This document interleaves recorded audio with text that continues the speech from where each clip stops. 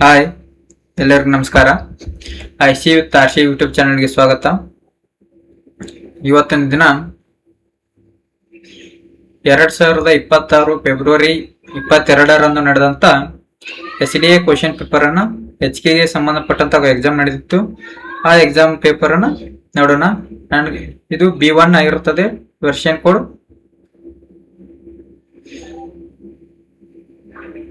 Okay. ಮೊದಲನೇ question, ಅಕ್ಬರ್ನ ದಂಡಯಾತ್ರೆಗಳನ್ನು ಕಾಲಾನುಕ್ರಮದಲ್ಲಿ ಜೋಡಿಸಿ.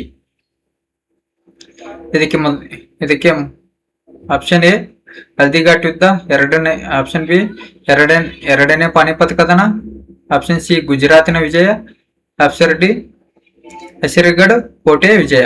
ಇದಕ್ಕೆ ಸರಿಯಾದ ಉತ್ತರ ಆಪ್ಷನ್ 1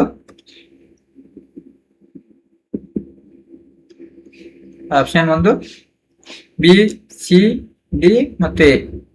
ಮೊದಲನೇದಾಗಿ ಇದು ಎರಡನೇ ಪಾನಿಪತ್ ಕದನ, ಮೂರನೇದು ಗುಜರಾತಿನ ವಿಜಯ, ಮೂರನೇದು ಹಸಿರುಗಢ ಕೋಟೆಯ ವಿಜಯ, ನಾಲ್ಕನೇದಾಗಿ ಹಲ್ದಿಘಾಟ್ ಯುದ್ಧ. ಇದು ಕಾಲಾನುಕ್ರಮದಲ್ಲಿ ಜೋಡಿಸಲಾಗಿದೆ. ಇದು ಸರಿಯಾದ ಉತ್ತರ. ಎರಡನೇದು, ಶಿವಾಜಿಯು ದಕ್ಷಿಣ ಭಾರತದ ಸೈನಿಕ ದಂಡಯಾತ್ರೆಗಳ ಸಮಯದಲ್ಲಿ ಕೆಳಗಿನ ಯಾವ ಆಡಳಿತಗಾರರ ಜೊತೆ ಮೈತ್ರಿ ಮಾಡಿಕೊಂಡಿದ್ದರು? ಅಂದ್ರೆ ದಕ್ಷಿಣ ಭಾರತದ ಸೈನಿಕ ದಂಡಯಾತ್ರೆಗಳ ಸಮಯದಲ್ಲಿ ಶಿವಾಜಿಯು ಯಾರ ಜೊತೆ ಮೈತ್ರಿ ಮಾಡಿಕೊಂಡಿದ್ದನು ಅಂತ. ಬಿಜಾಪುರದ ಆದಿಲ್ ಶಾಹಿ, ಗೋಲ್ಕೊಂಡದ ಕುತುಬ್ ಶಾಹಿ, ಮೊಘಲರು, ಮದುರೈ ನಾಯಕರು. ಶಿವಾಜಿಯವರು ಮೈತ್ರಿ ಮಾಡಿಕೊಂಡಿದ್ದು ಗೋಲ್ಕೊಂಡದ ಕುತುಬ್ ಶಾಹಿಗಳು. ಮೊಘಲರನ್ನು ಸೋಲಿಸುವ ಸಂಬಂಧಾಗಿ ಇವರು ಮೈತ್ರಿ ಮಾಡ್ಕೊಂಡಿರ್ತಾರೆ. ಮೂರನೇ ಕ್ವಶನ್, ಈ ಕೆಳಕಂಡ ಯಾವ ಕೈಗಾರಿಕೆಯನ್ನು ದಿವಾನ್ ಮಿರ್ಜಾ ಇಸ್ಮಾಯಿಲ್ ರವರು ಆರಂಭಿಸಲಿಲ್ಲ? ಕ್ವಶನ್ ಸರಿಯಾಗಿ ಓದಬೇಕು. ಆರಂಭಿಸಲಿಲ್ಲ ಅಂತ ಕೇಳಿದ್ದಾರೆ. Option A Hindustani aeronautics limited, option 2 ಬೆಳಗೋಳದ ರಾಸಾಯನಿಕ ಗೊಬ್ಬರದ ಕಾರ್ಖಾನೆ, ಆಪ್ಷನ್ 3 ಮಂಡ್ಯದ ಸಕ್ಕರೆ ಕಾರ್ಖಾನೆ, ಆಪ್ಷನ್ 4 ಬೆಂಗಳೂರಿನ ಸಾಬೂನು ಕಾರ್ಖಾನೆ. ಇದಕ್ಕೆ ಸರಿಯಾದ ಉತ್ತರ ಬೆಂಗಳೂರಿನ ಸಾಬೂನು ಕಾರ್ಖಾನೆ. ನಾಲ್ಕನೇ ಕ್ವಶನ್, ಗುಪ್ತರ ದೇವಾಲಯಗಳ ಸರಿಯಾದ ಜೋಡಣೆಯನ್ನು ಗುರುತಿಸಿ. ದಶಾವತಾರದ ದೇವಾಲಯ ದಿಯೋಗರ್, ವಿಷ್ಣು ದೇವಾಲಯ ಜಬಲ್ಪುರ್, ಪಾರ್ವತಿ ದೇವಾಲಯ ಸಾಂಚಿ, ಶಿವ ದೇವಾಲಯ ಗುಮಾರ. ಇದಕ್ಕೆ ಸರಿಯಾದ ಉತ್ತರ 2 ಎ, ಬಿ ಮತ್ತು ಡಿ ಸರಿ ಉತ್ತರ.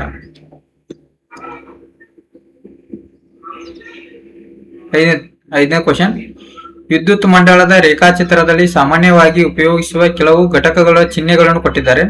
ಇದು ಆಲ್ಮೋಸ್ಟ್ ಆಲ್ ಇದೆ ಫಸ್ಟ್ ಅಂತ ಅನಿಸುತ್ತೆ. ಈ ರೀತಿ ಕ್ವಶನ್ ಕೇಳಿದ್ದು ಕೆಇಯಲ್ಲಿ. ಈ ಘಟಕಗಳನ್ನು ಕೊಟ್ಟಿದ್ದಾರೆ, ಚಿಹ್ನೆಗಳನ್ನು ಕೊಟ್ಟಿದ್ದಾರೆ. ಆಪ್ಷನ್ ಎ ವಿದ್ಯುತ್ ಕೋಶ, ಪ್ಲಗ್ ಕೀ ಅಥವಾ ಸ್ವಿಚ್, ರೋಧಕ. ಇದರಲ್ಲಿ ಸರಿಯಾದ ಉತ್ತರ ಯಾವುದಂದ್ರೆ 3 ಎ ಮತ್ತು ಸಿ. ಇದು ಸರಿಯಾದ ಉತ್ತರ. ಇದು ಪ್ಲಗ್ ಕೀ ಅಥವಾ ಸ್ವಿಚ್, ಇದು ತಪ್ಪಾಗಿದೆ. 6ನೇ ಕ್ವಶನ್, ಈ ಕೆಳಗಿನವುಗಳಲ್ಲಿ ಸರಿಯಾದ ಜೋಡಿಗಳನ್ನು ಗುರುತಿಸಿ. ಇಂದ್ರ, ಪುರಂದರ್, ದಸ್ಯು, ಗವಿಷ್ಠಿ, ಸರಸ್ವತಿ, ದನಿತಮ, ಆಯಸ, ಸಹಸ್ರ. ಈ ಆಯಸ ಅನ್ನೋದು ಇದು ತಪ್ಪು, ಸಹಸ್ರ ಅಂತ ಬರಲ್ಲ. ಯಾಕಪ್ಪ ಅಂತಂದ್ರೆ ಆಯಸ ಅಂದ್ರೆ ಅದ ಕಾಪರ, ತಾಮ್ರ, ಲೋಹದ ಬಗ್ಗೆ ಮಾತಾಡುತ್ತೆ. ಆದ ಕಾರಣ ಡಿ ತಪ್ಪು. ಹಾಗಾದ್ರೆ 6ನೇ ಉತ್ತರ ಸಿ, ಎ ಮತ್ತು ಸಿ ಸರಿಯಾದ ಉತ್ತರ. ಓಕೆ. 7ನೇದು, 1857ರಲ್ಲಿ ಹರಪ್ಪದ ಬೃಹತ್ ದಿಬ್ಬಗಳನ್ನು ಮೊದಲು ವರದಿ ಮಾಡಿದವರು ಯಾರು? Charles Masson, Alexander Cunningham, James Prinsep, Richard Strachey ಅಂತ. ಆದರೆ ಆಪ್ಷನ್ ಎ ಚಾರ್ಲ್ಸ್ ಮೇಸನ್ ಅವರು ಸರಿಯಾದ ಉತ್ತರ.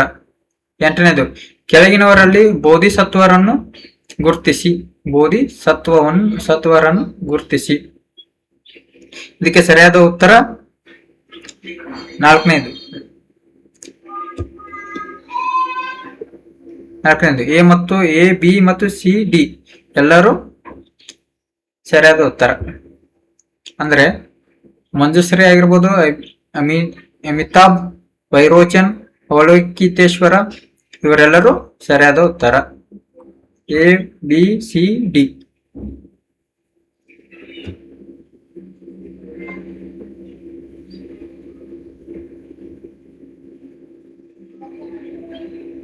ಒಂಬತ್ತನೇದು. ವೈಸರಾಯ್ ಲಾರ್ಡ್ ರಿಪ್ಪನ್ ಅವರ ಆಳ್ವಿಕೆಗೆ ಸಂಬಂಧಿಸಿದಂತೆ ಕೆಳಗಿನ ಯಾವ ಹೇಳಿಕೆಗಳು ಸರಿಯಾಗಿದೆ ಅಥವಾ ಸರಿಯಾಗಿವೆ? ಆಪ್ಷನ್ ಎ ಹೇಳಿಕೆಗಳನ್ನು ಕೊಟ್ಟಿದ್ದಾನೆ. ಎ ಒಂದನೇ ಹೇಳಿಕೆ, 1881ರಲ್ಲಿ ಪ್ರಥಮ ಕಾರ್ಖಾನೆ ಕಾಯಿದೆ ಜಾರಿಗೆ ತಂದರು. ಎರಡನೇ ಹೇಳಿಕೆ, 1882ರಲ್ಲಿ ಸ್ಥಳೀಯ ಟರಾವು ಹೊರಡಿಸುವ ಮೂಲಕ ಜಿಲ್ಲಾ ಬೋರ್ಡ್, ತಾಲೂಕು ಬೋರ್ಡ್ ಸ್ಥಾಪಿಸಿದರು. ಮೂರನೇ ಹೇಳಿಕೆ, ಮೈಸೂರು ಒಡೆಯರ ರಾಜವಂಶದ ಅಧಿಕಾರವನ್ನು ಪುನಃ ಸ್ಥಾಪಿಸಲಾಯಿತು. ನಾಲ್ಕನೇ ಹೇಳಿಕೆ, 1878ರಲ್ಲಿ ವರ್ನಾಕ್ಯುಲರ್ ಪ್ರೆಸ್ ಕಾಯ್ದೆಯನ್ನು ಜಾರಿಗೆ ತರಲಾಯಿತು. ಇದು 9ನೇ ಕ್ವಶನ್. ಇದಕ್ಕೆ ಮೂರನೇ ಆಪ್ಷನ್ 3 ಸರಿಯಾದ ಉತ್ತರ. ಎ ಬಿ ಮತ್ತು ಸಿ ಇದು ಮಾತ್ರ ಸರಿಯಾಗಿವೆ. ಡಿ ಇದು ತಪ್ಪು. ವರ್ನಾಕ್ಯುಲರ್ ಪ್ರೆಸ್ ಕಾಯ್ದೆಯನ್ನು ರಿಪ್ಪನ್ ಅವರು ತರುವುದಿಲ್ಲ. 10ನೇದು. ಕಾಯಂ ಜಮೀನ್ದಾರಿ ವ್ಯವಸ್ಥೆಗೆ ಸಂಬಂಧಿಸಿದಂತೆ ಈ ಕೆಳಗಿನ ಹೇಳಿಕೆಗಳನ್ನು ಪರಿಗಣಿಸಿ. ಹೇಳಿಕೆ 1, ಇದನ್ನು 1793ರಲ್ಲಿ ಕಾರ್ನ್ವಾಲಿಸನು ಪರಿಚಯಿಸಿದನು. ಎ ಬಿ ಎರಡನೇ ಹೇಳಿಕೆ, ಈ ವ್ಯವಸ್ಥೆಯನ್ನು ಭಾರತದ ದಕ್ಷಿಣ ಪ್ರಾಂತ್ಯಗಳಲ್ಲಿ ಕಾರ್ಯಗತಗೊಳಿಸಲಾಯಿತು. ಮೂರನೇ ಹೇಳಿಕೆ, ಜಮೀನ್ದಾರರು ಸರ್ಕಾರಕ್ಕೆ 89% 10% ತೆರಿಗೆಯನ್ನು ಪಾವತಿಸುತ್ತಿದ್ದರು. ನಾಲ್ಕನೇ ಹೇಳಿಕೆ, ಈ ಪದ್ಧತಿಯ ಪ್ರಕಾರ ಜಮೀನ್ದಾರರು ಭೂ ಒಡೆತನದ ಹಕ್ಕುಗಳನ್ನು ವಂಶ ಪಾರಂಪರ್ಯವಾಗಿರಲಿಲ್ಲ. ಈ ಮೇಲಿನ ಎಷ್ಟು ಹೇಳಿಕೆಗಳು ಸರಿಯಾಗಿದೆ ಅಂತ ಹೇಳಿದ್ದಾನೆ. 2 ಹೇಳಿಕೆಗಳು ಸರಿಯಾಗಿವೆ. 2 ಹೇಳಿಕೆಗಳು ಸರಿಯಾಗಿವೆ. ಆಪ್ಷನ್ 2 ಕರೆಕ್ಟ್ ಆದ ಆನ್ಸರ್.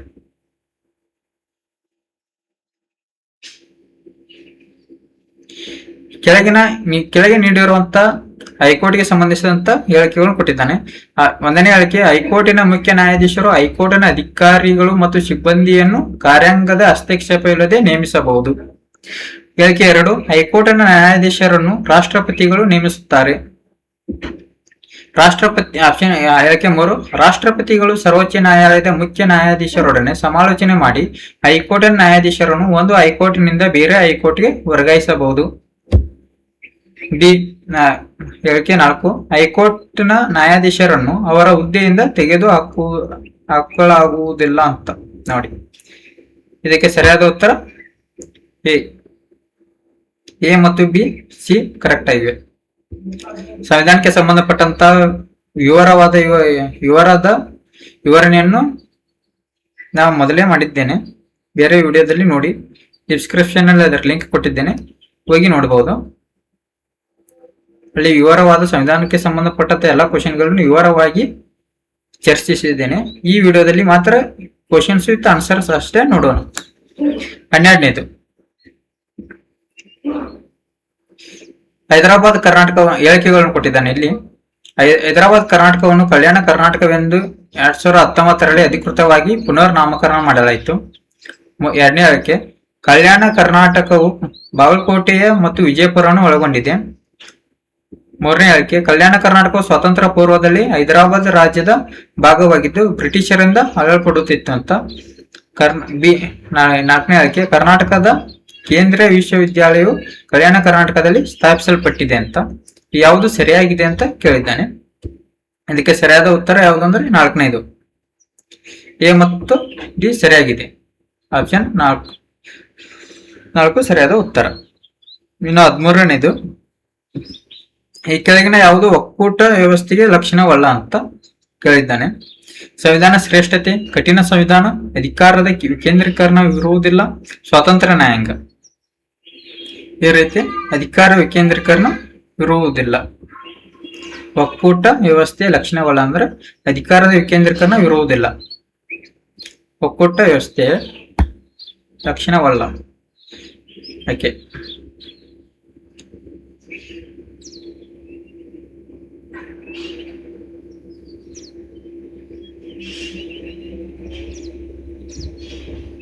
ಹೊಂದಿಸಿ ಬರೆಯಿರಿ ಅಂತ ಕೊಟ್ಟಿದ್ದಾನೆ. ಈಚ ಕಡೆ ಮೂಲಭೂತ ಹಕ್ಕುಗಳನ್ನು ಕೊಟ್ಟಿದ್ದಾನೆ, ಈಚ ಕಡೆ ವಿಧಿಗಳನ್ನು ಕೊಟ್ಟಿದ್ದಾನೆ. ಒಂದನೇದು ಸಂವಿಧಾನಾತ್ಮಕ ಪರಿಹಾರದ ಹಕ್ಕು, ಎರಡನೇದು ಧಾರ್ಮಿಕ ಸ್ವಾತಂತ್ರ್ಯದ ಹಕ್ಕು, ಮೂರನೇದು ಶೋಷಣೆ ವಿರುದ್ಧದ ಹಕ್ಕು, ನಾಲ್ಕನೇದು ಸಮಾನತೆ ಹಕ್ಕು. ಇದೆ ಸಂವಿಧಾನಾತ್ಮಕ ಪರಿಹಾರದ ಹಕ್ಕು ಯಾವುದಪ್ಪ ಅಂದ್ರೆ 232ನೇ ವಿಧಿ. ಧಾರ್ಮಿಕ ಸ್ವಾತಂತ್ರ್ಯದ ಹಕ್ಕು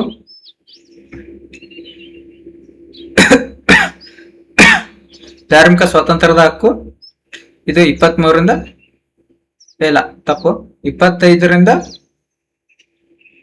28. ಇದು ಧಾರ್ಮಿಕ ಸ್ವಾತಂತ್ರ್ಯದ ಹಕ್ಕು. ಶೋಷಣೆ ವಿರುದ್ಧದ ಹಕ್ಕು ಇದು 23ರಿಂದ 24. ಸಮಾನತೆ ಹಕ್ಕು 14ರಿಂದ 18. ಓಕೆ, ಯಾವುದಿದೆ ನೋಡಿ, A2 ಇಲ್ಲಿದೆ ನೋಡಿ, 3ನೇ ಆಪ್ಷನ್ 3 A2. ಬಿ ಧಾರ್ಮಿಕ ಸ್ವಾತಂತ್ರ್ಯ ಹಕ್ಕು ಕರೆಕ್ಟು, C4 D3 ಇದು ಕರೆಕ್ಟ್ ಆದ ಸರಿಯಾದ ಆನ್ಸರ್. 15ನೇದು ಕೆಳಗೆ 2 ಹೇಳಿಕೆಗಳು ನೀಡಲಾಗಿದೆ. ಒಂದನ್ನು ಪ್ರತಿಪಾದನೆ ಮತ್ತು ಇನ್ನೊಂದು ಕಾರಣ ಅಂತ ಸಂಕೇತವಾಗಿ ನೀಡಲಾಗಿದೆ. ಸರಿಯಾದ ಉತ್ತರನ ಆರಿಸಿ. ಪ್ರತಿಪಾದನೆ ಏನು ಕೊಟ್ಟಿದ್ದಾನಪ್ಪ ಅಂತಂದ್ರೆ, ಭಾರತವು ವಿಶ್ವಸಂಸ್ಥೆ ಭದ್ರತಾ ಮಂಡಳಿ ಶಾಶ್ವತ ಸದಸ್ಯತ್ವವನ್ನು ಬಯಸುತ್ತಿದೆ. ಇದು ಕರೆಕ್ಟ್ ಆಗಿದೆ. ಕಾರಣ ಏನ್ ಕೊಟ್ಟಿದ್ದಾನೆ ಅಂದ್ರೆ, ಅದಕ್ಕೆ ಭಾರತದ ಒಂದು ಪರಮಾಣು ಶಕ್ತಿ ಹೊಂದಿದ ರಾಷ್ಟ್ರ. ಇದು ಕರೆಕ್ಟ್ ಆಗಿದೆ, ಆದರೆ ವಿವರಣೆ ಸರಿ ಇಲ್ಲ.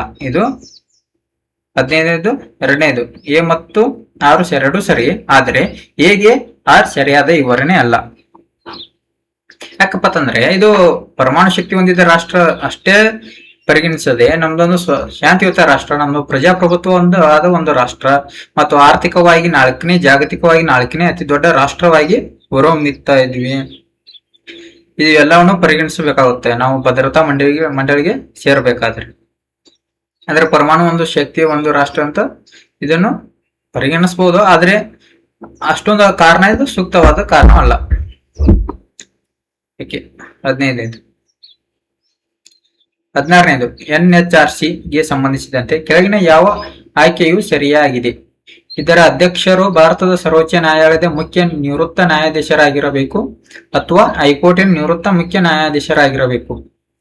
2ನೇದು ಅಧ್ಯಕ್ಷರನ್ನು ರಾಷ್ಟ್ರಪತಿಗಳು ಪ್ರಧಾನಿಯ ಮತ್ತು ಅದರ ಮಂತ್ರಿಮಂಡಲದ ಶಿಫಾರಸಿನಂತೆ ನೇಮಿಸುತ್ತಾರೆ. ಆಪ್ಷನ್ 3 ಮಾನವ ಹಕ್ಕುಗಳ ರಕ್ಷಣೆಗೆ ಸಂವಿಧಾನವನ್ನು ತಿದ್ದುಪಡಿ ಮಾಡಬಹುದು. 4ನೇದು ಆಪ್ಷನ್ ಇದು ಮಾನವ ಹಕ್ಕುಗಳಿಗೆ ಸಂಬಂಧಿಸಿದಂತೆ ಸಂಶೋಧನೆಯನ್ನು ಪ್ರೋತ್ಸಾಹಿಸುತ್ತದೆ. ಇದು ಸರಿಯಾದ ಯಾವುದು ಅಂತ ಕೇಳಿದ್ದಾನೆ. NHRC ಆಗಿದ್ದರೂ ಇದು ಮಾನವ ಹಕ್ಕುಗಳಿಗೆ ಸಂಬಂಧಿಸಿದಂತೆ ಸಂಶೋಧನೆಯನ್ನು ಪ್ರೋತ್ಸಾಹಿಸುತ್ತದೆ. ಸಂವಿಧಾನ ತಿದ್ದುಪಡಿ ಮಾಡುವುದು ಇದು ಸಂಸತ್ತಿಗೆ ಸಂಬಂಧಪಟ್ಟಿದೆ, ಆದರೆ ಇದಕ್ಕೆ NHRC ಗೆ ಸಂಬಂಧಪಟ್ಟದ್ದಲ್ಲ. ಅದಕ್ಕಾಗಿ ಇದು 16ನೇದು 4ನೇ ಆನ್ಸರ್ ಕರೆಕ್ಟ್ ಆದ ಆನ್ಸರ್.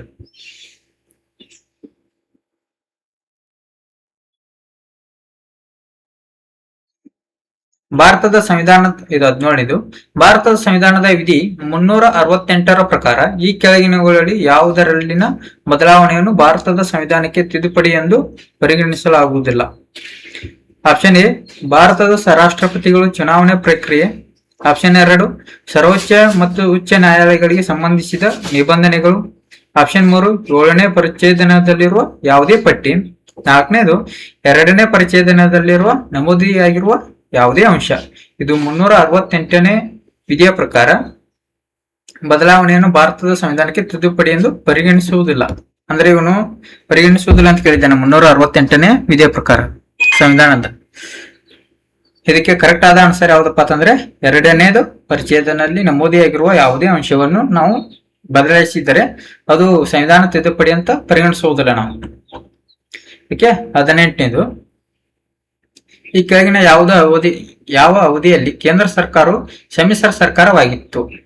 ಇದು ಆಪ್ಷನ್ 2 1777-79.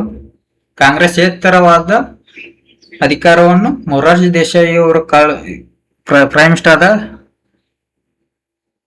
ಮೊರಾರ್ಜಿ ದೇಸಾಯಿ ಅವರು 1777 1979ರಲ್ಲಿ ಪ್ರೈಮ್ ಮಿನಿಸ್ಟರ್ ಆಗ್ತಾರೆ.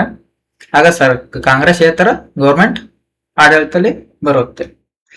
ಹಾಗಾದ್ರೆ ಇನ್ನು 19ನೇ ಕ್ವಶನ್, 42ನೇ ತಿದ್ದುಪಡಿಯ ಮೂಲಕ ಈ ಕೆಳಗಿನ ಯಾವ ರಾಜನೀತಿ ನಿರ್ದೇಶಕ ತತ್ವವನ್ನು ಸಂವಿಧಾನಕ್ಕೆ ಸೇರಿಸಲಾಗಿದೆ?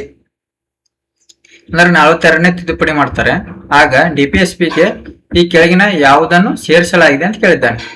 ಒಂದನೇದು ಗ್ರಾಮ ಪಂಚಾಯಿತಿಗಳನ್ನು ಸಂಘಟಿಸುವುದು, ಪಶುಸಂಗೋಪನೆಯನ್ನು ಸಂಘಟಿಸುವುದು, ಮಕ್ಕಳ ಆರೋಗ್ಯಕರ ಬೆಳವಣಿಗೆಗೆ ಅವಕಾಶವನ್ನು ಖಚಿತಪಡಿಸುವುದು, ಗೋ ಹತ್ಯೆಯನ್ನು ನಿಷೇಧಿಸುವುದು. ಇದಕ್ಕೆ ಸರಿಯಾದ ಉತ್ತರ ಯಾವ್ದಪ್ಪ ಅಂತಂದ್ರೆ ಮಕ್ಕಳ ಆರೋಗ್ಯಕರ ಬೆಳವಣಿಗೆಯನ್ನು ಅವಕಾಶವನ್ನು ಖಚಿತಪಡಿಸುವುದು.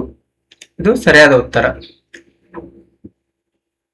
ಓಕೆ, 19 ಮೂರನೇ ಕರೆಕ್ಟ್ ಆದ ಆನ್ಸರ್.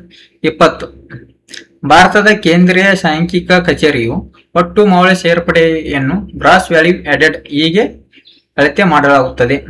ಒಂದನೇದು ಒಟ್ಟು ಉತ್ಪಾದನೆಯಿಂದ ಒಟ್ಟು ಮಧ್ಯಂತರ ಬಳಕೆಯನ್ನು ಕಳೆಯುವುದರಿಂದ. ಎರಡನೇದು ಒಟ್ಟು ಉತ್ಪಾದನೆಯನ್ನು ಒಟ್ಟು ಮಧ್ಯಂತರ ಬಳಕೆಯೊಂದಿಗೆ ಕೂಡಿಸುವುದರಿಂದ. ಆಪ್ಷನ್ 3 ಒಟ್ಟು ಉತ್ಪಾದನೆಯಿಂದ ಒಟ್ಟು ಮಿಶ್ರ ಆದಾಯವನ್ನು ಕಳೆಯುವುದರಿಂದ. ನಾಲ್ಕನೇದು ಒಟ್ಟು ಉತ್ಪಾದನೆಯನ್ನು ಒಟ್ಟು ಮಿಶ್ರ ಆದಾಯದೊಂದಿಗೆ ಕೂಡಿಸುವುದರಿಂದ. ಇದಕ್ಕೆ ಸರಿಯಾದ ಉತ್ತರ ಯಾವ್ದಪ್ಪ ಅಂತಂದ್ರೆ 20ನೇದು 1 ಒಟ್ಟು ಉತ್ಪಾದನೆಯಿಂದ ಮಧ್ಯಂತರ ಬಳಕೆಯನ್ನು ಕಳೆಯುವುದರಿಂದ. ಮಧ್ಯಂತರ ಬಳಕೆಯನ್ನು ನಾವು ಸೇರಿಸುವುದಿಲ್ಲ, ಅದನ್ನ ಕರಿತೀವಿ, ಅದರಿಂದ ಗ್ರಾಸ್ ವ್ಯಾಲ್ಯೂ ಆಡೆಡ್ ಅಂತ ಕರಿತೀವಿ. ಓಕೆ, 21 ಮಸೂರದ ಸಾಮರ್ಥ್ಯದ ಅಂತಾರಾಷ್ಟ್ರೀಯ ಏಕಮಾನ ಯಾವುದು? ಇದು 21ನೇದು. Option A metre, option 2 dioptre, option 3 watt, option 4 volt. ಇದಕ್ಕೆ ಸರಿಯಾದ ಉತ್ತರ ಯಾವುದಂದ್ರೆ ಡಯಾಪ್ಟರ್. ಇದು ಮಸೂರದ ಸಾಮರ್ಥ್ಯವನ್ನು ಅಂತಾರಾಷ್ಟ್ರೀಯ ಏಕಮಾನ ಅಂತ ಕರೀತಾರೆ. ಇದು ಮೀಟರ್, ಇದು ವ್ಯಾಟ್, ವೋಲ್ಟ್ ಇವೆಲ್ಲ ಗೊತ್ತೆ. ಸಾಮಾನ್ಯವಾಗಿ ನಾವು ಇದನ್ನ ಮಾಡಬಹುದು, ಕ್ಯಾನ್ಸಲ್ ಮಾಡಬಹುದು. ಓಕೆ, 22ನೇದು 22 ಎಕ್ಸ್ಕ್ಯೂಸ್ ಮೀ.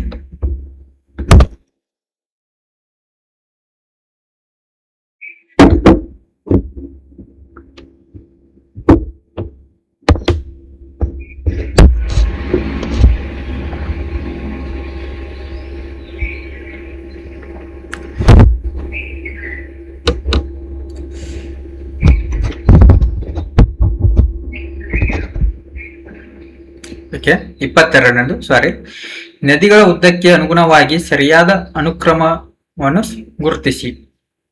ಅಂದರೆ ನದಿಗಳನ್ನು ಕೊಟ್ಟಿದ್ದಾನೆ, ಅದರ ಉದ್ದಕ್ಕೆ ಅನುಗುಣವಾಗಿ ಸರಿಯಾದ ಅನುಕ್ರಮವನ್ನು ಜೋಡಿಸ್ಬೇಕು ನಾವು. ಅದಕ್ಕೆ ಕರೆಕ್ಟ್ ಆದ ಆನ್ಸರ್ ನೋಡೋಣ. 22ನೇದು 22 ಇದಕ್ಕೂ ನೈಲ್. ಓಕೆ, ಇಲ್ಲಿದೆ ನೋಡಿ. Nile, Amazon, Yangtze, Kiang, Mississippi, Missouri. ಇದು ಸರಿಯಾದ ಆನ್ಸರ್. ಪ್ರೊನೌನ್ಸಿಯೇಷನ್ ಸರಿಯಾಗಿಲ್ಲ. 23 ಕರ್ನಾಟಕದಲ್ಲಿ ಹತ್ತಿ ಬಟ್ಟೆ ಕೈಗಾರಿಕೆಯು ಈ ಕಾರಣಗಳಿಂದ ಸಾಕಷ್ಟು ಅಭಿವೃದ್ಧಿ ಹೊಂದಿಲ್ಲ. ಯಾಕೆ ಅಭಿವೃದ್ಧಿ ಹೊಂದಿಲ್ಲ ಅಂದ್ರೆ ಆಪ್ಷನ್ ಎ ಕೊಟ್ಟಿದ್ದಾನೆ, ಹೇಳಿಕೆ ಕೊಟ್ಟಿದ್ದಾನೆ. ವಿಶೇಷವಾಗಿ ಉದ್ದ ಎಳೆಯ ಕಚ್ಚಾ ಹತ್ತಿಯ ಕೊರತೆ ಮತ್ತು ಕಚ್ಚಾ ಹತ್ತಿಯ ಹೆಚ್ಚಿನ ಬೆಳೆ. ಹೇಳಿಕೆ 2 ಹೆಚ್ಚಿನ ಹತ್ತಿಯ ಗಿರಣಿಗಳು ಹಳೆಯದಾಗಿವೆ, ಜೊತೆಗೆ ಬಳಕೆಯಲ್ಲಿಲ್ಲದ ಹಳೆಯ ಯಂತ್ರೋಪಕರಣಗಳಿಂದ ಕೂಡಿವೆ. ಆಪ್ಷನ್ ಸಿ ಅನಿಯಮಿತ ಮತ್ತು ಅಸಮರ್ಪಕ ವಿದ್ಯುತ್ ಶಕ್ತಿ ಪೂರೈಕೆ. ಡಿ ಸರ್ಕಾರದ ಪ್ರೋತ್ಸಾಹದ ಕೊರತೆ. ಇದು 23ನೇದು ಕರೆಕ್ಟ್ ಆನ್ಸರ್ ಯಾವ್ದಪ್ಪ ಅಂತಂದ್ರೆ 3 ಎ, ಬಿ ಮತ್ತು ಸಿ. ಇದಕ್ಕೆ ಇದು ಸರ್ಕಾರದ ಪ್ರೋತ್ಸಾಹ ಕೊರತೆ, ಇದು ತಪ್ಪು. ಇದೊಂದು ತಪ್ಪು ಗೊತ್ತಿದ್ರೆ ಇದಕ್ಕೆ ಸರಿಯಾದ ಆನ್ಸರ್ ಅನ್ನು ಕೊಡಬಹುದು. ಎ ಮತ್ತು ಎ, ಬಿ ಮತ್ತು ಸಿ ಇದು ಸರಿಯಾದ ಉತ್ತರ. 24 ಈ ಕೆಳಗಿನಗಳಲ್ಲಿ ಕರ್ನಾಟಕದ ಹೊಸ ಕೈಗಾರಿಕೆ ನೀತಿ 2020-25ರಂದು ತಂತ್ರ ಮತ್ತು ತಂತ್ರಗಳ ಯಾವುವು ಅಂತ ಕೇಳ್ತಾನೆ. ಹೇಳಿಕೆ 1 ಸುಸ್ಥಿರ ಮತ್ತು ಸಮಗ್ರ ಕೈಗಾರಿಕಾ ಬೆಳವಣಿಗೆಯನ್ನು ಉತ್ತೇಜಿಸುವುದು. ಬಿ MSME ಕ್ಷೇತ್ರದ ಅಭಿವೃದ್ಧಿ ಮತ್ತು ಪ್ರಚಾರದತ್ತ ಗಮನ ಹರಿಸುವುದು. ಸಿ ರಾಜ್ಯದ ಟೈರ್ 2 ಮತ್ತು ಟೈರ್ 3 ನಗರಗಳನ್ನು ಆರ್ಥಿಕ ಬೆಳವಣಿಗೆಗೆ ಇಂಜಿನ್ಗಳಾಗಿ ಉತ್ತೇಜಿಸುವುದು. ಡಿ ಬೃಹತ್ ಪ್ರಮಾಣದ ಕೈಗಾರಿಕೆ ಬೆಳವಣಿಗೆಯನ್ನು ಕುಂಠಿತಗೊಳಿಸುವುದು. 24ನೇದು. ಇದಕ್ಕೆ ಸರಿಯಾದ ಉತ್ತರ ಯಾವ್ದಪ್ಪ ಅಂತಂದ್ರೆ 3 ಎ ಬಿ ಮತ್ತು ಸಿ. ಈ ಕುಂಠಿತಗೊಳಿಸೋದು ಇದು ತಪ್ಪು. ಇದು ಸಾಮಾನ್ಯವಾಗಿ ತೆಗೆದ ಆಪ್ಷನ್ ಅನ್ನು ತೆಗಿಬಹುದು. ಇದು ಕರೆಕ್ಟ್ ಆದ ಆನ್ಸರ್ ಯಾವ್ದಂದ್ರೆ 3.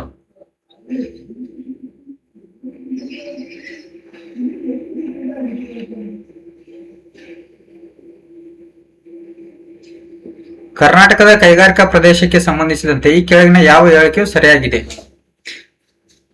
ಹೇಳಿಕೆ 1, ಪಿನ್ಯಾ ಕೈಗಾರಿಕಾ ಪ್ರದೇಶವು ಕರ್ನಾಟಕದ ಅತಿ ದೊಡ್ಡ ಕೈಗಾರಿಕಾ ಪ್ರದೇಶವಾಗಿದೆ. 2, ನರಸಾಪುರ ಕೈಗಾರಿಕಾ ಪ್ರದೇಶವು ಕರ್ನಾಟಕದ ಅತಿ ದೊಡ್ಡ ಕೈಗಾರಿಕಾ ಪ್ರದೇಶವಾಗಿದೆ. ಆಪ್ಷನ್ ಹೇಳಿಕೆ 3, ಧಾರವಾಡ ಕೈಗಾರಿಕಾ ಪ್ರದೇಶವು ಕರ್ನಾಟಕದ 2ನೇ ಅತಿ ದೊಡ್ಡ ಕೈಗಾರಿಕಾ ಪ್ರದೇಶವಾಗಿದೆ. 4, ಹೇಳಿಕೆ 4, ಬೆಳಗಾವಿ ಕೈಗಾರಿಕಾ ಪ್ರದೇಶವು ಕರ್ನಾಟಕದ 5ನೇ ಅತಿ ದೊಡ್ಡ ಕೈಗಾರಿಕಾ ಪ್ರದೇಶವಾಗಿದೆ. ಇದಕ್ಕೆ ಸರಿಯಾದ ಆನ್ಸರ್ ಯಾವ್ದಪ್ಪ ಅಂತಂದ್ರೆ ಎ ಪಿನ್ಯಾ ಕೈಗಾರಿಕೆ, ಬೆಂಗಳೂರಿನಲ್ಲಿದೆಯಲ್ಲ ಪಿನ್ಯಾ ಕೈಗಾರಿಕಾ ಪ್ರದೇಶವು ಕರ್ನಾಟಕದ ಅತಿ ದೊಡ್ಡ ಕೈಗಾರಿಕಾ ಪ್ರದೇಶವಾಗಿದೆ. ಇದು ಕರೆಕ್ಟ್ ಆದ ಆನ್ಸರ್. ಮೆದುಳಿನ ಯಾವ ಭಾಗವನ್ನು ಪ್ರಜ್ಞಾಸ್ಥಿತಿಯ ಸ್ಥಳ ಎಂದು ಕರೆಯಲಾಗುತ್ತದೆ? ಇದಕ್ಕೆ ಆಪ್ಷನ್ ಎ ಅನುಮಸ್ತಿಷ್ಕ ಪಾನ್ಸ್, ಆಪ್ಷನ್ ಬಿ ಆಪ್ಷನ್ ಮಹಾಮಸ್ತಿಷ್ಕ, 4ನೇದು ಮಣಿಶಿರ. ಇದಕ್ಕೆ ಸರಿಯಾದ ಉತ್ತರ ಆಪ್ಷನ್ 3 ಮಹಾಮಸ್ತಿಷ್ಕ. ಇದು ಕರೆಕ್ಟ್ ಆದ ಆನ್ಸರ್. 24 ಸರಿಯಲ್ಲದ ಹೊಂದಾಣಿಕೆಯನ್ನು ಆಯ್ಕೆ ಮಾಡಿ. ರೈನೋ ವೈರಾಣು, ಸಾಮಾನ್ಯ ನೆಗಡಿ, ಪ್ಲಾಸ್ಮೋಡಿಯಂ ನ್ಯೂಮೋನಿಯಾ. ಆಪ್ಷನ್ 3 ಎಂಟಮೀಬ ಆಮಶಂಕೆ ಭೇದಿ. 4ನೇದು ಟ್ರೈಕೋಪೈಟಾನ ಉಳ್ಕಡ್ಡಿ. ಇದಕ್ಕೆ ಸರಿಯಲ್ಲದ ಹೊಂದಾಣಿಕೆಯನ್ನು ಗುರುತಿಸಬೇಕು. ಇದಕ್ಕೆ ಸರಿಯಲ್ಲದ ಪ್ಲಾಸ್ಮೋಡಿಯಂ ನ್ಯೂಮೋನಿಯಾ. 28 ಕೆಳಗಿನ ಹೇಳಿಕೆಯನ್ನು ಯಾವುದು ಓದಿ ಅಂತ ಕೊಟ್ಟಿದ್ದಾನೆ. ಹೇಳಿಕೆ ಕೊಟ್ಟಿದ್ದಾನೆ. 1ನೇ ಹೇಳಿಕೆ, ಬಂಗಾರದ ಅಕ್ಕಿ ಗೋಲ್ಡನ್ ರೈಸ್ ಇದು ತಳೀಯವಾಗಿ ಮಾರ್ಪಡಿಸಿದ ಒಂದು ಸಸ್ಯವಾಗಿದ್ದು ಇದನ್ನು ವಿಟಮಿನ್ ಎ ಅಂಶವನ್ನು ಸಮೃದ್ಧಗೊಳಿಸುವ ಅಭಿವೃದ್ಧಿಪಡಿಸಲಾಗಿದೆ. ಹೇಳಿಕೆ 2, ಮೊಟ್ಟ ಮೊದಲ ಕುಲಾಂತರಿ ಹಸು ಋಷಿ ಮತ್ತು ಆಂಟಿಪ್ರಿಸಿಪಿನ್ ನಿಂದ ಸಮೃದ್ಧವಾಗಿದ್ದ ಮಾನವ ಪ್ರೋಟೀನ್ ಅನ್ನು ಉತ್ಪಾದಿಸಿತ್ತು. ಇದು ನೀಡಿರುವ ಆಯ್ಕೆಗಳು ಯಾವುದು ಸರಿಯಾದ ಉತ್ತರವನ್ನು ನೋಡೋಣ. ಹೇಳಿಕೆ 1 ಮತ್ತು ಹೇಳಿಕೆ 2 ಸರಿಯಾಗಿವೆ. ಹೇಳಿಕೆ 1 ಮತ್ತು ಹೇಳಿಕೆ 2 ಸರಿಯಿಲ್ಲ. ಹೇಳಿಕೆ 1 ಸರಿಯಾಗಿದೆ ಮತ್ತು ಹೇಳಿಕೆ 2 ಸರಿಯಿಲ್ಲ. ಹೇಳಿಕೆ 1 ಸರಿಯಿಲ್ಲ ಮತ್ತು 2ನೇದು ಹೇಳಿಕೆ ಸರಿಯಾಗಿದೆ ಅಂತ ಕೊಟ್ಟಿದ್ದಾನೆ. 28ನೇದು ಇದು. ಇದಕ್ಕೆ ಆಪ್ಷನ್ 3 ಹೇಳಿಕೆ 1 ಸರಿಯಾಗಿದೆ ಆದರೆ ಹೇಳಿಕೆ 2 ಸರಿಯಲ್ಲ. ಗೋಲ್ಡನ್ ರೈಸ್ ಅಂತಾರೆ. ಅದ್ರ ವಿಟಮಿನ್ ಎ ಇದ್ದರೆ ಅದನ್ನೇ ಗೋಲ್ಡನ್ ರೈಸ್ ಅಂತ ಕರಿತೇವೆ. ಇದಕ್ಕೆ ಸರಿಯಾದ ಉತ್ತರ ಯಾವುದು? 3 ಆಪ್ಷನ್ 3.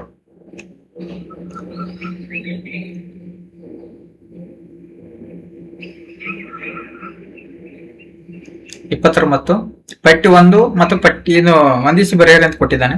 ಪಟ್ಟಿ 1 ಪಟ್ಟಿ 2 ಅಂತ. ಜೀವಸತ್ವ ಎ ಡಿ ಇ B12 ಅಂತ ಹೆಚ್ಚು ಕಡೆ 1 ಪಟ್ಟಿ ಕೊಟ್ಟಿದ್ದಾನೆ. ಹೆಚ್ಚು ಕಡೆ ಆದಾಗ ಸೈಂಟಿಫಿಕ್ ವರ್ಡ್ ಕೊಟ್ಟಿದ್ದಾನೆ. ಇದು ಕಾಯಿಲೆಗಳು ಅದರಿಂದ ಯಾವ್ದು ಬರುತ್ತೆ ಅಂತ ಕೊಟ್ಟಿದ್ದಾನೆ. ಕೋಬಾಲ್ಮಿನ್ 1, ಕ್ಯಾಲ್ಸಿಫೆರಾಲ್ 3, ಟೋಕೋಫೆರಾಲ್ 4ನೇದು ರೆಟನಾಲ್. ಇದು ಕರೆಕ್ಟ್ ಆದ ಆನ್ಸರ್ ಯಾವ್ದಪ್ಪ ಅಂತಂದ್ರೆ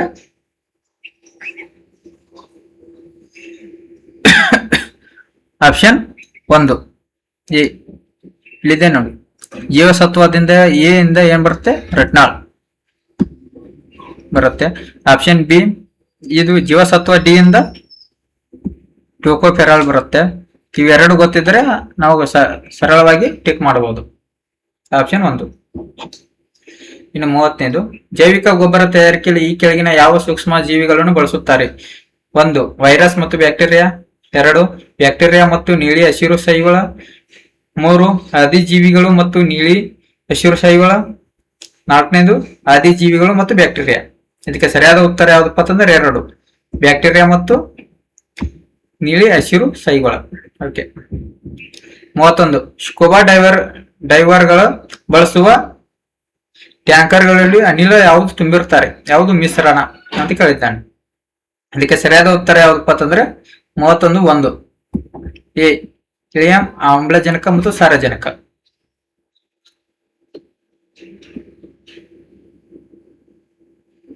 32 ಇದು ಒಂದಿಶೆ ಬರೆಯಲು ಕೊಟ್ಟಿದ್ದಾನೆ. ಒಂದ್ ಕಡೆ ಚಿನ್ನ, ತಾಮ್ರ, ಮೆಗ್ನೀಷಿಯಂ ಮತ್ತು ಸೀಸ ನಿಸರ್ಗದಲ್ಲಿ ಎಂದಿಗೂ ಮುಕ್ತ ಸ್ಥಿತಿಯಲ್ಲಿ ದೊರೆಯುವುದಿಲ್ಲ. ಎರಡನೇದು ಅದರ ಅದಿರು ಚಾಲ್ಕೋಸೈಟ್. 3 ಭೂತೊಗಟೆಯಲ್ಲಿ ಆಕ್ಸೈಡ್ಗಳ, ಸಲ್ಫೈಡ್ಗಳು ಹಾಗೂ ಕಾರ್ಬೋನೇಟ್ಗಳ ರೂಪದಲ್ಲಿ ದೊರೆಯುತ್ತದೆ. 4ನೇದು ನಿಸರ್ಗದಲ್ಲಿ ಮುಕ್ತ ಸ್ಥಿತಿಯಲ್ಲಿ ಕಂಡು ಬರುತ್ತದೆ. 32ನೇದು ಇದಕ್ಕೆ ಆಪ್ಷನ್ ಕರೆಕ್ಟ್ ಅಂತ ಆನ್ಸರ್.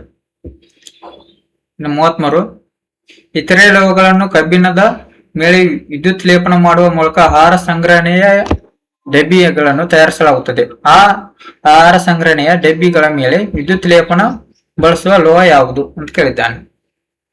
33ನೇದು ಇದು ಸ್ಟ್ಯಾನಿನಮ್, ಇದು ಕರೆಕ್ಟ್ ಆದ ಆನ್ಸರ್. ಇನ್ನು 35% ಇಥಿಲಿಯನ್ ಗ್ಲೈಕೋಲ್ ದ್ರಾವಣವನ್ನು ಕಾರುಗಳಲ್ಲಿ ಉಪಯೋಗಿಸುವವರು. ಇದಕ್ಕೆ ಸರಿಯಾದ ಕಾರಣವು ಇದು ಕೊಟ್ಟಿದ್ದಾನೆ ನೋಡಿ. ಆಪ್ಷನ್ ಎ ಇದು ಇಂಜಿನಿನ ಅನ್ನು ತಂಪುಗೊಳಿಸುವ ಬಳಸುವ ಘನೀಕರಣ ರೋಧವಾಗಿದೆ. 2ನೇದು ದಹನಕ್ಕೆ ಇಂಧನವಾಗಿ. 3ನೇದು ಹೊಳೆಯುವ ವಸ್ತುವನ್ನಾಗಿ. 4ನೇದು ಏರ್ ಬ್ಯಾಗ್ ತೆರೆಯಲು ಸಹಾಯ ಮಾಡುತ್ತದೆ. 34ನೇದು 1 ಇಂಜಿನ್ ಅನ್ನು ತಂಪುಗೊಳಿಸಲು ಬಳಸುವ ಘನೀಕರಣ ರೋಧವಾಗಿದೆ. 5ನೇದು ಸಾವಯವ ಗೊಬ್ಬರವನ್ನು ರಾಸಾಯನಿಕ ಗೊಬ್ಬರಗಳಿಗಿಂತ ಉತ್ತಮ ಎಂದು ಪರಿಗಣಿಸಲಾಗಿದೆ, ಏಕೆಂದರೆ.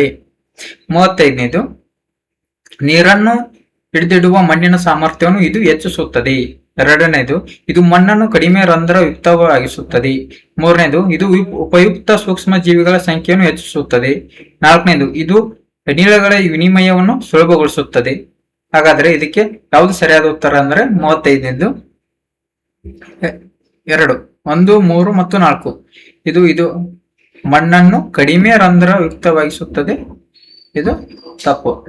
ಹಾಗಾದ್ರೆ ಕರೆಕ್ಟ್ ಆದ ಆನ್ಸರ್ ಯಾವುದು? 2 35. 36ನೇದು ಭಾರತದಲ್ಲಿರುವ PCRA ಜನರಿಗೆ ಇಂಧನ ಉಳಿತಾಯದ ಬಗ್ಗೆ ಸಲಹೆಯನ್ನು ನೀಡುತ್ತದೆ. PCRA ಯ ಪೂರ್ಣ ರೂಪ ಏನು? PCR ಪೂರ್ಣ ರೂಪ ಯಾವುದು ಅಂತ ಕೇಳಿದ್ದಾನೆ. ಇದು ಪೆಟ್ರೋಲಿಯಂ ಕನ್ಸರ್ವೇಷನ್ ರಿಸರ್ಚ್ ಅಸೋಸಿಯೇಷನ್ ಅಂತ. ಆಪ್ಷನ್ ಎ ಸರಿಯಾದ ಸರ್. ಆಪ್ಷನ್ 37 ಧೂಮಪಾನವನ್ನು ಹವ್ಯಾಸ ಮಾಡಿಕೊಂಡಿರುವ ಗರ್ಭಿಣಿ ಹೆಂಗಸರು ಅವಧಿ ಪೂರ್ವ ಮಗುವಿನ ಪ್ರಸವ, ಸ್ವಾಭಾವಿಕ ಗರ್ಭಪಾತ ಮತ್ತು ವಿರೂಪಗೊಂಡ ಶಿಶುಗಳಂತಹ ಸಮಸ್ಯೆಗಳನ್ನು ಎದುರಿಸಬೇಕಾಗುತ್ತದೆ. ಇದು ಈ ಕೆಳಗಿನ ಯಾವುದರ ಪ್ರಮಾಣ ಏರಿಕೆಯಿಂದ ಆಗುತ್ತದೆ?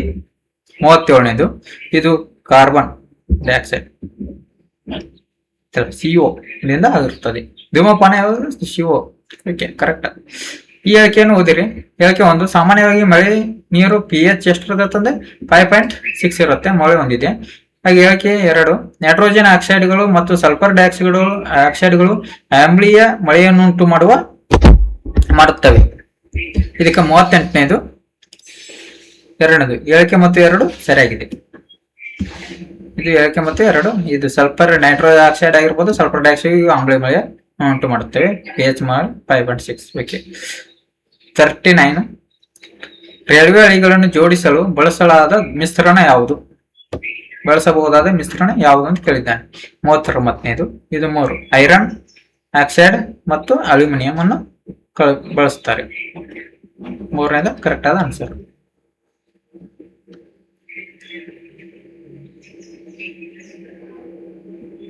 40ನೇದು ಒಬ್ಬ ವ್ಯಕ್ತಿಯು ಎಯು 10 kg ವಸ್ತುವನ್ನು 3 ಸೆಕೆಂಡ್ಗಳಲ್ಲಿ ಎತ್ತಿ 1 ಮೀಟರ್ ಎತ್ತರದಲ್ಲಿ ಇಡುತ್ತಾಳೆ. ಮತ್ತೊಬ್ಬ ವ್ಯಕ್ತಿಯು ಬಿಯು 5 kg ಒಂದು ವಸ್ತುವನ್ನು 4 ಸೆಕೆಂಡ್ಗಳಲ್ಲಿ ಎತ್ತಿ 2 ಮೀಟರ್ ಎತ್ತರದಲ್ಲಿ ಇಡುತ್ತಾನೆ. ಹಾಗಾದರೆ ಏನಾಗುತ್ತಪ್ಪ ತಂದರಲ್ಲಿ? 40ನೇದು 3 ಎ ಮತ್ತು ಎಯು ಬಿಗಿಂತ ಹೆಚ್ಚು ಶಕ್ತಿಯನ್ನು ಒದಗಿಸಿದ್ದಾಳೆ. ಎಯು ಬಿಗಿಂತ ಹೆಚ್ಚು. ಇದು ಕರೆಕ್ಟ್ ಆದ ಆನ್ಸರ್. ಆದರೆ 41.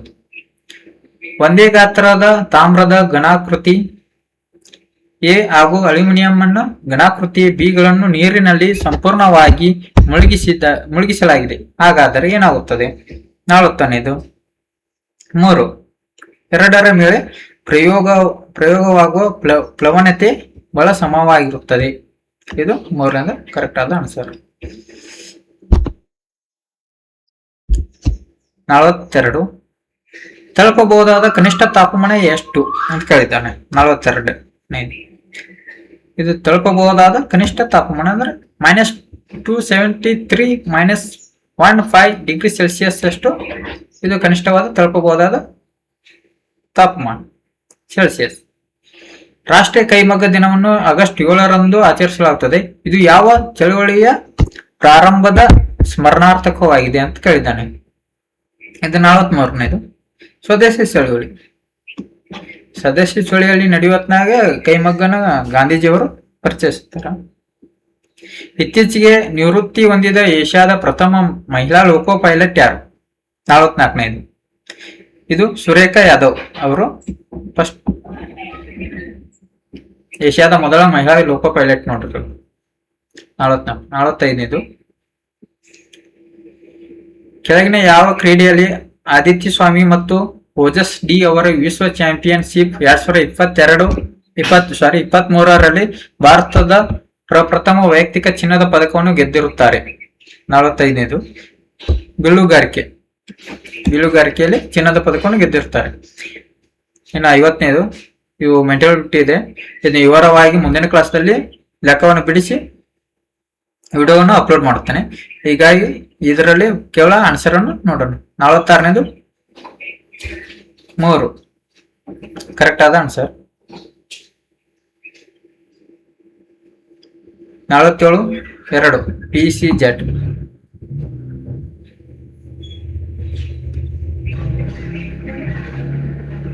48 ವಾರ್ಷಿಕ ಶೇಕಡ 5ರ ಚಕ್ರಬಡ್ಡಿ ದರದಲ್ಲಿ ₹800ರಷ್ಟು ಸಮಯದಲ್ಲಿ 882 ಆಗುತ್ತದೆ.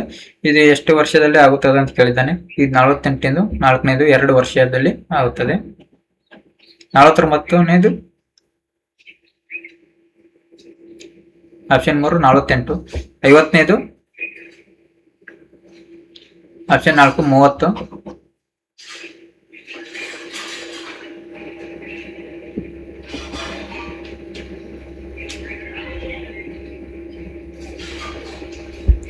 ಈಗ ನೆಕ್ಸ್ಟ್ ಸೆಕೆಂಡ್ ಪಾರ್ಟ್ ಅಲ್ಲಿ ಇನ್ನು 50 ಕ್ವೆಶ್ಚನ್ಗಳನ್ನು ನೋಡೋಣ. ಓಕೆ, ಥ್ಯಾಂಕ್ಸ್, ಧನ್ಯವಾದಗಳು.